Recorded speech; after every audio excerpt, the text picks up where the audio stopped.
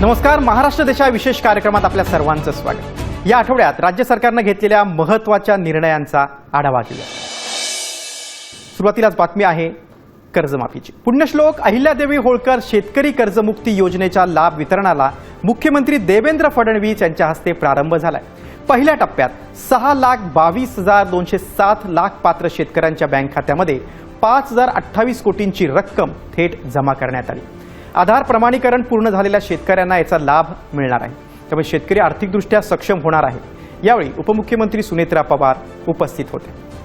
जवळपास 5,029 कोटी रुपये हा पहिला हप्ता 6,22,207 शेतकऱ्यांच्या खात्यामध्ये गेला आहे आणि ही खाती नील झालेली आहेत। हे जे काही सगळे अकाउंट्स आहेत हे सगळे क्लिअर होऊन आणि त्याच्यामध्ये पैसे टाकण्याची सुरुवात झालेली आहे। पुढच्या काळामध्ये सगळे जेवढे अकाउंट्स ऑथेंटिकेट होतील त्या सगळ्या अकाउंट्समध्ये पैसे टाकून आपल्या शेतकऱ्यांना कर्जमाफीचा पूर्ण जो काही बेनिफिट आहे हे आपण त्या ठिकाणी देणार आहोत। कोल्हापूर येथील ऐतिहासिक संगीत सूर्य केशवराव भोसले नाट्यगृहाचं मुख्यमंत्री देवेंद्र फडणवीस यांच्या हस्ते लोकार्पण सोहळा पार पडला। अत्याधुनिक सुविधांनी नटलेली ही वास्तू 21 महिन्यांच्या अथक परिश्रमानंतर आता उभी राहिली। अत्याधुनिक साऊंड आणि इलेक्ट्रॉनिक सुविधा असणारी वातानुकूलित वास्तूची पुनर्बांधणी करण्यात आली। यावेळी उपमुख्यमंत्री सुनेत्रा पवार उपस्थित होते।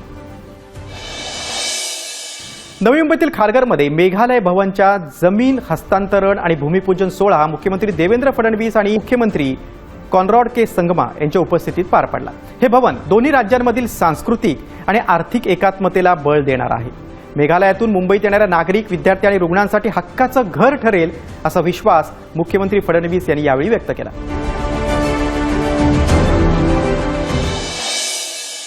नाशिक त्र्यंबकेश्वर महासिंहस्थ कुंभमेळा 2027च्या तयारीबाबत मुख्यमंत्री देवेंद्र फडणवीस यांच्या अध्यक्षतेखाली आढावा बैठक पार पडली। सह्याद्री अतिथीगृहावर झालेल्या या बैठकीला उपमुख्यमंत्री सुनेत्रा अजित पवार उपस्थित होत्या। कुंभमेळ्याचं नियोजन, पायाभूत सुविधा आणि विकास कामांबाबत या बैठकीमध्ये सविस्तर चर्चा करण्यात आली। मुंबईतील एअर इंडिया इमारतीच्या नूतनीकरणात लोकाभिमुख प्रशासकीय रचनेला प्राधान्य देण्याचे निर्देश मुख्यमंत्री देवेंद्र फडणवीस यांनी दिलेत। विविध शासकीय विभागांचं स्थलांतर नागरिकांना आणि प्रशासनाला सोयीचं ठरेल अशा पद्धतीने नियोजन करण्याचे आदेश त्यांनी दिलेत। रायगडमधील करंजा मत्स्यबंदराच्या विकासाला गती देण्यासाठी अत्याधुनिक यंत्रणा आणि अनुभवी मनुष्यबळ वापरण्याचे निर्देश मुख्यमंत्री देवेंद्र फडणवीस यांनी दिले। वार्षिक 4,500 मेट्रिक टन मत्स्य उत्पादन हाताळणाऱ्या या प्रकल्पाच्या पहिल्या टप्प्यातील कामे पूर्ण झाली। दुसऱ्या टप्प्यातील 151.29 कोटींच्या प्रस्तावाला गती देऊन मच्छीमारांना आधुनिक सुविधा उपलब्ध करून देण्याचे शासनाचं धोरण आहे।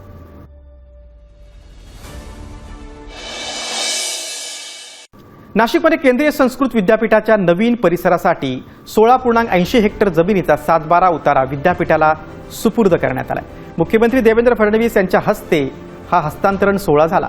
सुमारे 400 कोटी रुपयांच्या प्रकल्पाद्वारे संस्कृतसह कृत्रिम बुद्धिमत्ता, डेटा सायन्स आणि आधुनिक तंत्रज्ञानाचं शिक्षण दिलं जाणार आहे। याद्वारे नाशिक देशातील प्रमुख शैक्षणिक आणि संशोधन केंद्र म्हणून विकसित होईल। महाराष्ट्राच्या विकासासाठी ब्रिक्स देशांनी अनुभव आणि तंत्रज्ञानाचं आदानप्रदान करावं असं आवाहन उपमुख्यमंत्री एकनाथ शिंदेंनी मुंबई फ्रेंडशिप सिटीज कॉन्क्लेव्हमध्ये केले। शहरांचा विकास केवळ इमारतींपुरता मर्यादित नसून तो नागरिकांच्या जीवनमानाशी जोडलेला असावा असं त्यांनी स्पष्ट केलं। वाढतं शहरीकरण ही समस्या नाही, एक मोठी संधी आहे। महाराष्ट्र गुंतवणूक आणि नवकल्पनांसाठी सदैव तयार असल्याचंही उपमुख्यमंत्री एकनाथ शिंदेंनी सांगितलं।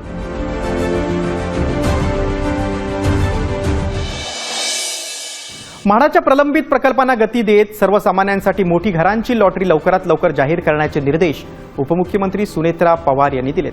सह्याद्री अतिथीगृहात झालेल्या बैठकीत त्यांनी प्रतिसाद न मिळालेली घरही फर्स्ट कम फर्स्ट सर्व्ह तत्वावर विकण्याची सूचना केली। तसंच पुणे, सांगलीसह विविध भागातील गृहनिर्माण प्रकल्पांना गती देऊन विद्यार्थ्यांना आणि नोकरदार महिलांसाठी वसतिगृह सुरू करण्याचे आदेश दिलेत।